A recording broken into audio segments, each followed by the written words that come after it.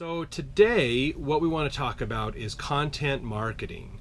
What is it and how can your business capitalize on it and use it for your benefits? So to begin, let's talk just briefly about defining content marketing. So if you think about it, content marketing is basically, in its simplest form, about creating content that you're going to use for your marketing. So that's very oversimplified as far as what can it do and how can it help your business.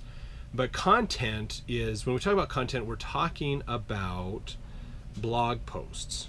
We're talking about infographics, videos, GIFs, cinemagraphs, 360-degree content, virtual reality content, all kinds of graphs and charts, news articles.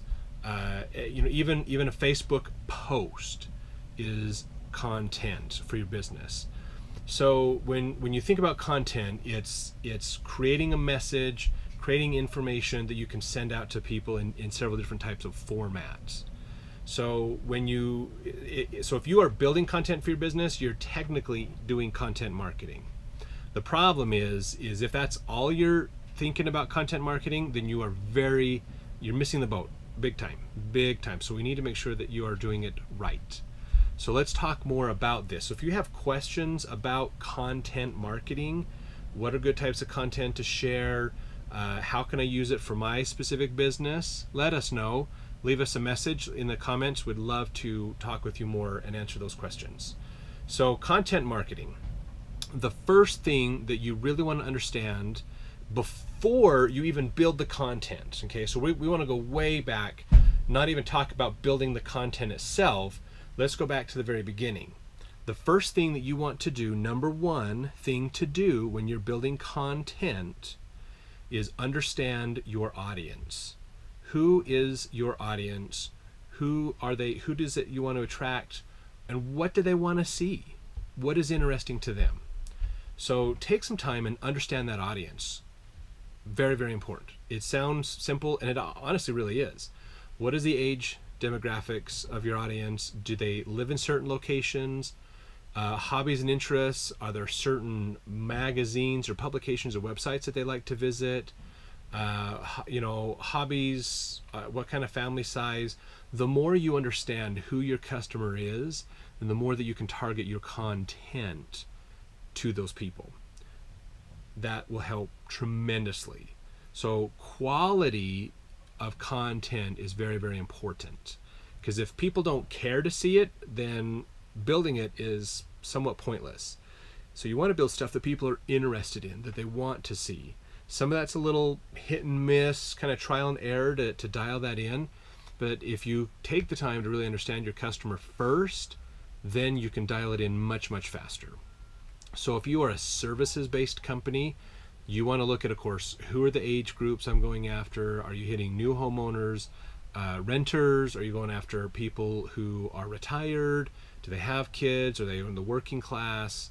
Are they have a certain income level? All those things really make an impact as far as who do you go after and what are they interested in? Huge difference in this. So you want to make sure that you're targeting the right people, and then asking yourself, once you understand them, now start asking, what are they looking for? I mean, what kind of information do they want to see? What is going to be important for them? What do they want to learn about for their life? What are things that we could create or do that is going to help them in their life, that will attract them into us? So content marketing isn't necessarily traditional marketing in the sense that you build a marketing piece and you send it out. Content marketing is more about being valuable to your customers. How can you provide value to your customer? So it's not about talking about your business. It's not about talking about what makes you cool or different from everybody else. It's about, what is your customer interested in? What do they want? What are they trying to learn and understand to improve themselves in their life? And how can you help provide that to them? That's very, very key. So think about the customer. Think about, what is it that they're interested in? What do they want to see? If you are a service-based company, like a plumbing or HVAC, or you're a roofer, or you help with general contracting, remodeling, carpet cleaning, anything like that. You want to think about what is my customer thinking about? What is going on in their mind? What are they interested in? And then let's target that with content. Let's create articles and find information that they're going to want to see. And that will start to attract the right people to your social sites. That'll start to attract the right people in to see your content. Okay? So that's the first stages, is understand your customer and then start creating content that they want to see. Things that will attract them in to see you. Now, what you want to look at as well is what we call the customer life cycle, or the buying process that your customer is going to go through. Every business has a buying process. I know we've talked about this in the past on our past episodes. If you want to get some more information on that, go look at our past videos on our YouTube channel. You can see them there. You can catch them all on Facebook as well. So go check on those to talk about buying process a little bit more. But the buying process is there's several steps that somebody goes through to become a customer with you. And so understanding what those steps are will help your business tremendously. Because if you understand what does it take for a customer to do business with us, then you can not only make sure eliminating roadblocks and eliminating problems in that process, thus making it easier for people to buy from you. However, the other nice thing is you can create content for people within those different stages. So for an example, maybe you want to create content to attract people into your site. That's good. What is going to attract them to your site? What are they interested in that ties in somewhat to how we do things, or that can help them, that they can come see us as an expert in? Then we want to create content. While they're here, they will see more of our content. So maybe now we create other content to educate people on our value, on what we do. That's more content that you can create for farther down that funnel, where they're trying to understand a need. They're trying to understand what's going on in their life, and oh, I have a problem, or I have a need, I need it solved now. Well, now you've got content that they can find to help catch those people. Okay. Then you have content that helps encourage people to go to your website, to make a phone call, to fill out a form, whatever it is. That's where you generate the lead. So you create content for these different stages. Usually there's 3 or 4 stages in a process. Some processes take months. The sales process can take a long time. For restaurants, your sales process is near instantaneous. I mean, it's so fast. So you just have to think through that. What can we do to influence people long before they're going to buy from us? How can we get with them now? How can we work with them more now and attract them in? So the best part about content marketing, especially with social media, is realizing that when you do social media, you're really planting seeds. You're really trying to get with people long before they really need you.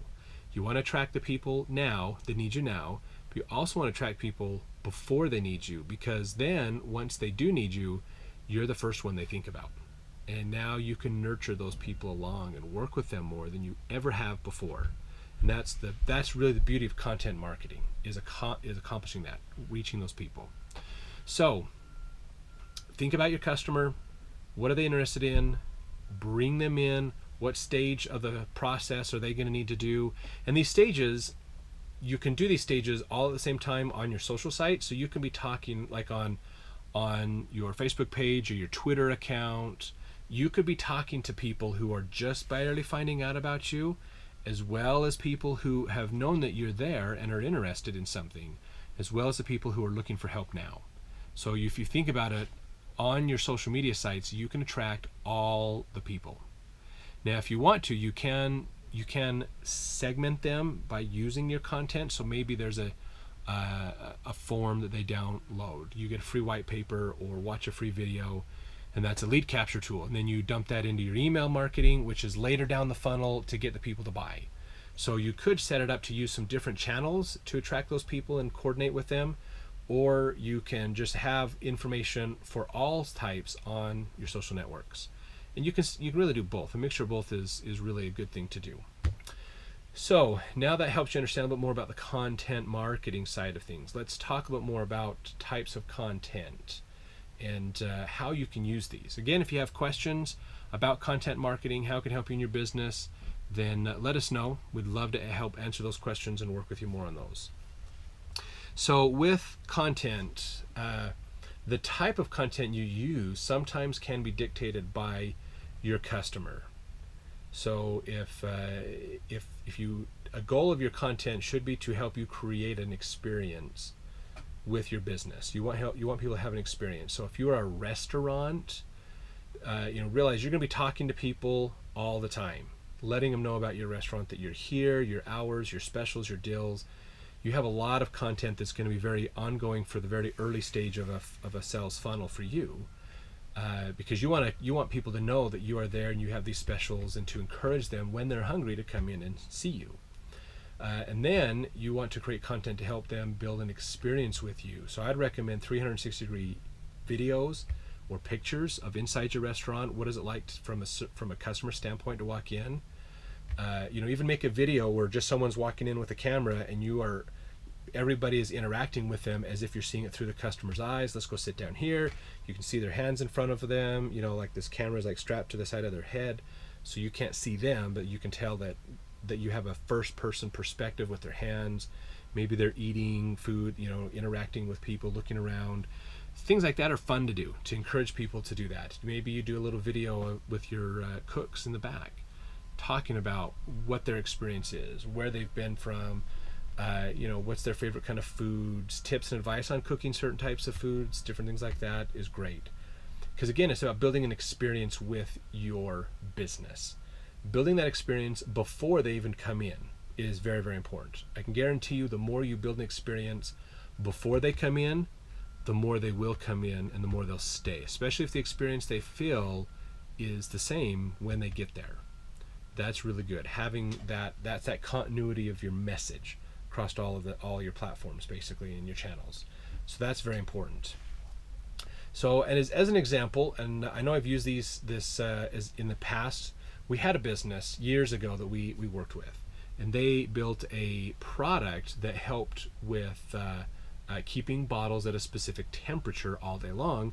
So working moms and moms with lots of children could still go out and do things and not have to worry about, how am I going to take care of the baby once I need to feed them. So it was a really great product that they built. They had a marketing company that was working with them a little bit, but they decided they needed more help on their social media to really make it better. And so they hired us to come in and help them out. And we sat down with them and we worked with them and said, okay, what we want to do is understand, again, who your customer is and what is motivating them, what are interests to them. So we looked at that. We looked at who their customer was, and we looked at what kind of things are their customer going to want to understand. So of course their customer is 35 to 45-year-old women who are either working and have kids, or they have lots of kids and maybe are stay at home or something like that. So that is a very different demographic than the 18 to 24-year-olds. When we looked at their Facebook page, they had 22,000 followers on Facebook, but the only followers they had, the majority of them, were 18 to 24-year-old women. So they were attracting to their Facebook page women who not only probably haven't had a child yet, but obviously, because they don't have a child, are probably not going to be buying their product. Maybe they would purchase it for a friend, or something like a baby shower or something like that for somebody else, but they are not the person that's going to buy it and continue to purchase because they need more and more of these little things. So that's the thing we had to look at is, okay, so your Facebook page is not reaching the right people. That was the first problem. No wonder they're not making a lot of sales off of Facebook. It's not reaching the right audience. So we decided, what kind of content should we be producing that these older women would want to hear? So if you're a working woman, we thought of things like productivity tips. How can I stay productive? How can I look at work-life balance? How can I get done my professional stuff and still take care of my family? What are ways that I can have some give and take in between there with productivity and tips and things? Maybe it's understanding a little bit more about daycares. Maybe it's understanding even just, and for women who maybe they don't work, but they have several children, going out is still hard for them to do. So if they go to the park, they've got 2 or 3 kids. Now we've got to figure out, oh, there's no warm water at the park or anything else like that. So how do we help them have a good experience? How do we come up with articles and ideas that will help them to still take care of all their kids logistically and still have a decent day themselves? So that's what we started putting out. None of that was interesting to the younger women that were on their Facebook page. So we actually watched their demographics do this on Facebook. The 18 to 24-year-olds were leaving, and the 35 to 45-year-olds were starting to hit their site. So we didn't grow their following at all. Actually, in the net, because they were gaining and losing at the same rate, so they had no new followers net on their site. However, we were attracting people that were willing to pull out a credit card and buy from them. And so because we were doing content that was interactive, like engaging, encouraging them to like, comment, and share, all of that produced a better result. Twice as many people were seeing their content, and tons more people could actually write them a check now. So even without doing any marketing ads or campaigns or things like that, just by making a few changes to the content that they were putting out, we were able to really increase the chances of having more revenue and sales for the business. And that's exactly what content marketing should do. That's what you want to be looking at. All that's going to help you to grow your business, to be more effective. So think about your business. Who is your customer? What do they want to see? And start creating content that is interesting to that. Answer questions for your customers. What are the 3 or 4 questions that you get asked all the time in your business? Create content to answer those and share it often. That is so important. Stop answering those questions on the phone and in emails. Put that content up on your social sites and then direct people there. They'll find it. Oh yeah, that answers that question. I don't have to ask it now. Okay, all those things will help. All those things will help. So content marketing done right does have a lot of upfront work, because you got to look at that audience. You got to look at what do they want to see, and then what is a good format. Is video going to be a great way to reach these people? Typically video is a great way to reach them anyways, especially live video really works well. But then you want to look at timing, when are they going to be on, those kinds of things to make sure we're hitting good times to catch people also. Are infographics going to be good to have? Are there quotes or memes are good? Is there a lot of education to this? Maybe some blog articles on certain topics would be a good thing to hit with people. And maybe it's you create some different types of channels for those, like we talked about with your social media sites. Your Google searches and things are all keywords and designed to help attract people in, and then you move them to your email list by downloading a white paper or something. Now their email list shows interest, then you use that to help get the sell. There's a lot of different ways to set it up, so it's more about what is going to be appropriate for your business and your customers. Most importantly, always it's about the customer. Do what the customer is interested in. If they want that on your social, if that's what's going to attract those kinds of people in, then that's what you need to look at. Put out content that they want to see, not what you want to see. It's more about what your customers want to see, and that'll help change a lot for your business. So thanks for joining us today. We really appreciate everybody being on with us.